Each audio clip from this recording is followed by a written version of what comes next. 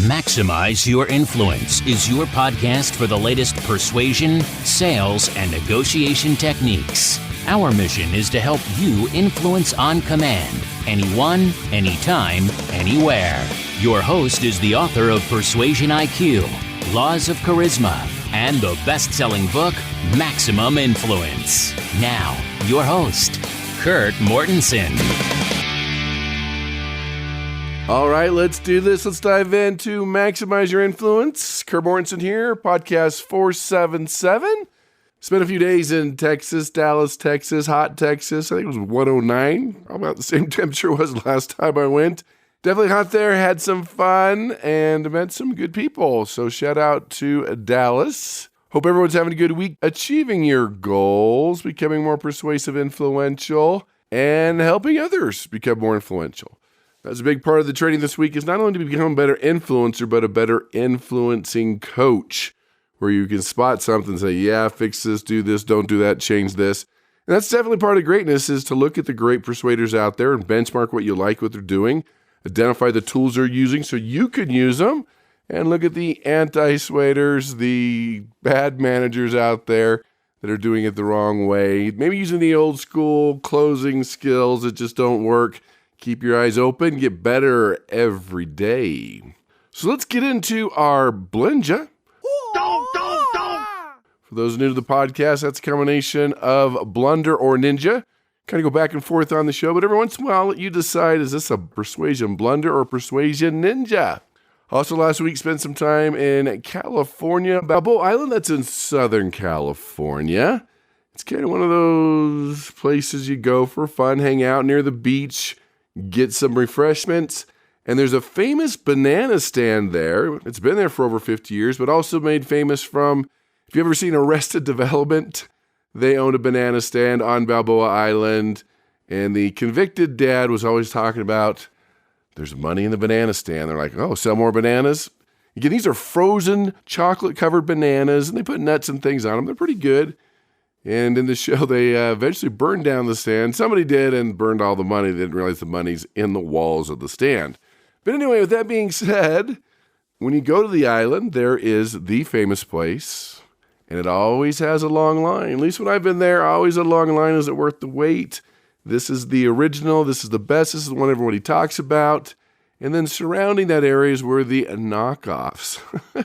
Wasn't the original place, but they still had that frozen chocolate-covered banana that they would sell to you. So is that a blunder, taking advantage of others and the long line and people on wait? Because every once in a while, people would go in and take the shorter route. Or is that a ninja? You're there, people don't want to wait in line. Kind of interesting. It's always going to be a balance of that social validation, the line we've talked about on the show. So let me know, is this a persuasion blunder or a persuasion ninja?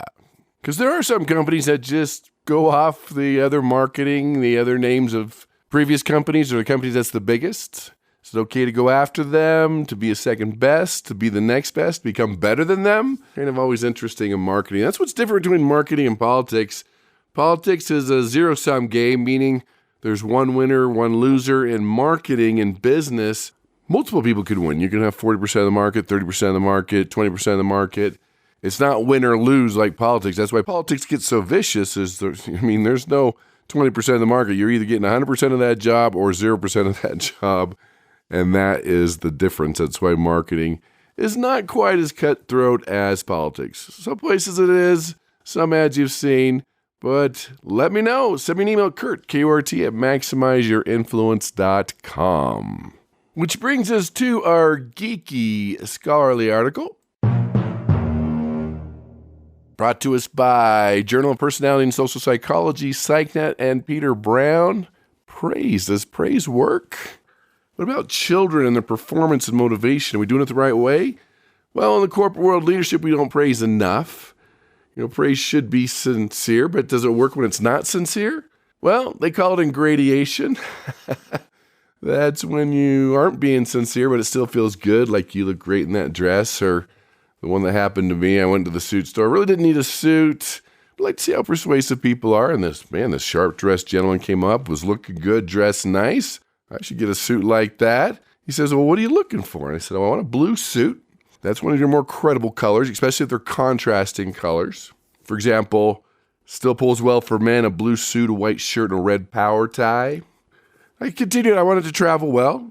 He said, well, what size are you? I'm like, I don't know. So we got his tape measure out, measured my waist, and he wrote it down, and he measured my chest, and he tilted his head, and he looked at me, and he measured my chest again, and he paused, and he says, do you work out? Do you exercise? And I'm like, why, yes, I do. It just feels good. I bought a suit that day only because it was on sale, but there's just something about praise. So the study goes on to say that praise for ability is commonly considered to have beneficial effects on motivation, right, your ability, contrary to praise for intelligence. They found 6 studies that praise for intelligence, how smart you are, had more negative consequences for students' achievement motivation than praise for effort. So they looked at 5th graders that were praised for intelligence, were found to care more about performance goals relative to learning goals. And children praised for effort after failure, they also displayed less task persistence, less task enjoyment, more low ability attributions, and worse task performance in children praised for effort.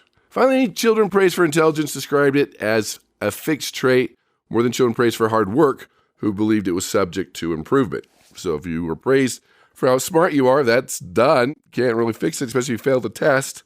But if I do performance, you're a hard worker, you can always get better, work a little harder. These findings have important implications on how achievement is best encouraged. How do we motivate?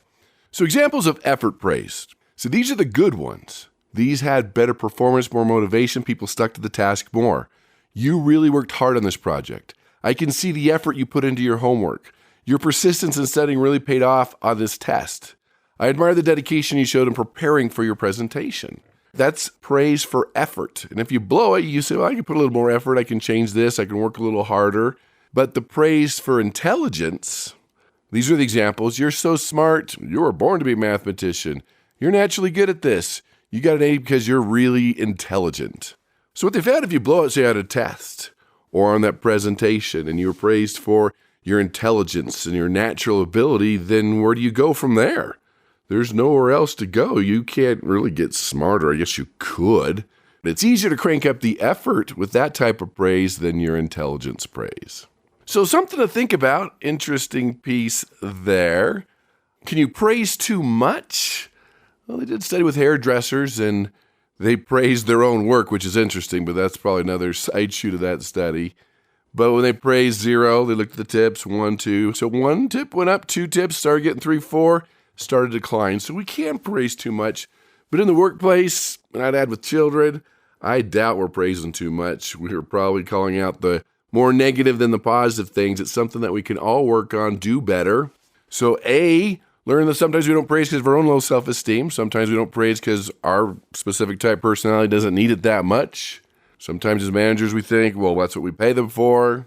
A lot of people just don't know how. I mean, if you really want this to work, to stick, you need to be sincere. Again, I said it still works, but let's be sincere with the praise. Make sure it's something positive. For example, you still work here. Good for you, still employed. Thought you'd be fired by now. That's sarcasm. A lot of people can't handle it. A lot of cultures aren't used to it. I'm a very sarcastic person. That's just kind of how I am. I'm going to be very careful depending where I'm at, who I'm with, what culture I'm in, because some people that doesn't translate well. So something positive, and the key is something specific, something they can't refute. When you praise someone with low self-esteem, which is pretty much everyone, I mean, self-esteem is how much we like ourselves. We all suffer in different aspects of our life, probably with low self-esteem. Make it something specific. They can't refute. It happened. When you were on the phone with Mr. Jones, you turned them around. That was textbook. Everyone should listen to that recording. It happened. It was specific. They can't refute it. I mean, you could say good job today, probably better than nothing, is better than nothing, but what does that really mean? So 2 things to learn today. Try to praise effort more than intelligence, and try to make it as specific as possible. And third bonus lesson, do it more often. It'll make a huge impact.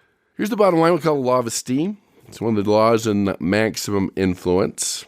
When you bruise someone's ego, self-esteem, it shuts the doors to influence. You enhance it, you boost it, it keeps the doors open. That is the key. That's what people are looking for. So I don't know if you've heard the mum effect before. Before I get into it, let's back up. And why is it hard, next to impossible, for someone to tell you that your zipper down, your flies down on your pants, or you have food in your teeth, that you've been eating that spinach dip and it's showing that big green speck on your teeth, pen on your face, stain on your shirt, most people don't tell you. Now, some people do, but it just seems like it's not the norm. I've had people, when I'm teaching seminars and trainings, the person in the front row keeps lifting up their fingers and vertically, and I'm like, what's that? Because my fly's down. So every once in a while, there is somebody to do it, but a lot of times, one-on-one, it's a little awkward. You got food in your teeth, zipper down. And I think everyone would want to know that they have their food in their teeth, their zipper down. So why is that? Why is there that reluctance to inform someone about that zipper, the food in their teeth, pen on your face, whatever it is? Again, some will. Also depends on culture. Some cultures are more honest than others. Hey, Kurt, you're fatter than last time. Yes, I am. Some cultures beat around the bush and would never say something like that because that would be rude and inconsiderate. So it depends again on culture, personality. What holds us back? Well, it's a little awkward for both people, the person delivering the message and the one receiving the message. Most people, human nature, prefer to avoid uncomfortable situations. Again, some people enjoy the argument or letting people know that they're not looking so good that day or they've gained weight over the years. But most people don't want to feel uncomfortable, and that's why they don't do it. The other one is embarrassment. They feel like it might embarrass the individual. People feel self-conscious, humiliated. How could that be? They're going to think about how long have I had this food in my teeth? How long have my zippers been down? That's what they'll be focusing on. Some people might consider it rude or intrusive. It's none of my business. That's their thing. That's their fault, maybe. Could be part of it. And a big part of that, true, is people just don't want to give out bad news. Think about this. This came up when I was researching maximum influence, is that weather people, people that predict the weather, get death threats. You mean it's going to snow on my daughter's wedding? It's going to do this? It's documented. The bearer of bad news gets shot. That's just how it is. And we know, we've talked about this in the podcast before, that mood matters, that when someone's in a bad mood, they recall bad things, why they don't like you, why it's not going to work. And when you have bad news, that can put people in a bad mood and make them more difficult to influence. And we instinctively know that as humans, that bad news, we don't want to be part of it. In fact, an interesting study with college students, room full of college students, and they were taking a test. They did this multiple times. So the phone would ring, a student would answer it, and they said, can you get so-and-so? I've got really bad news, but I need to talk to them right now. And instinctively, most of the students would go over and say, you phone call. Then they kept doing this and ring again. Another student would answer it, different time, different place.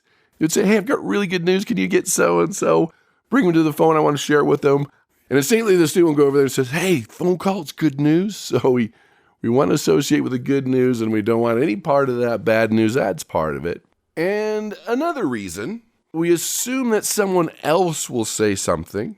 That's why a lot of car accidents or people having heart attacks, nobody helps, because we think somebody else was going to help. That's a big challenge. It's called the bystander effect. It's also in maximum influence. In fact, let's talk about that a little bit, the bystander effect.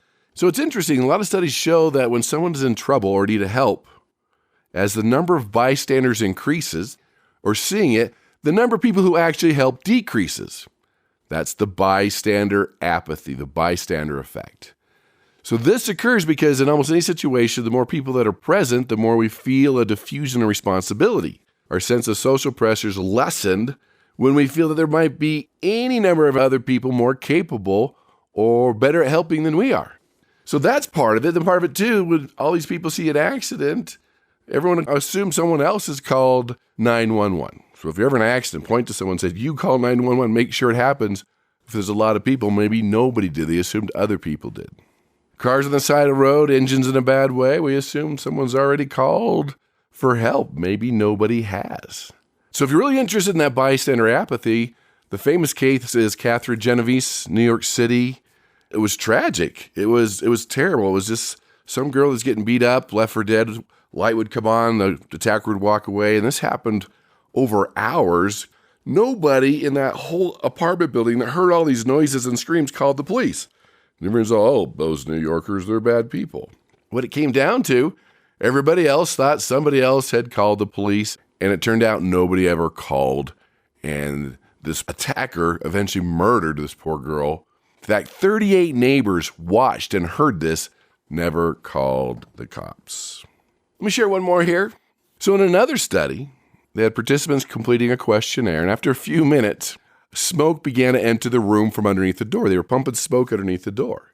So when there was someone by themselves in the room taking this questionnaire, 75% of them went to report it to get help.